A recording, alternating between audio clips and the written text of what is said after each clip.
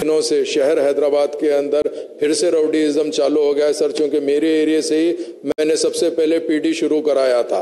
आज 2 पीडी जाके आने के बाद भी एक शरीफ आदमी जो शरफुद्दीन का कुछ दिन पहले 1-2 महीने पहले मर्डर किया गया सर। इसके साथ साथ खास तौर से एरियाओं के अंदर गांजा, सट्टा और कई लोग गुड़म्बा भी अभी भी बेच रहे हैं सर। तो मैं आपके जरिए से ये ख्वाहिश करता हूं, पुलिस को तो सब मालूम रहता सर, फ्रेंडली पुलिस है, मगर इतनी फ्रेंडली हो गई मेरे को पता नहीं था सर। तो मैं आपके जरिए से ये कहना चाहता हूं कि जो भी पुलिस वाले हैं उन लोग ये सबको टाइट करना, बल्कि इनके ऊपर भी पीडी बुक करना बहुत जरूरी है साहब। बहुत बहुत शुक्रिया अध्यक्ष।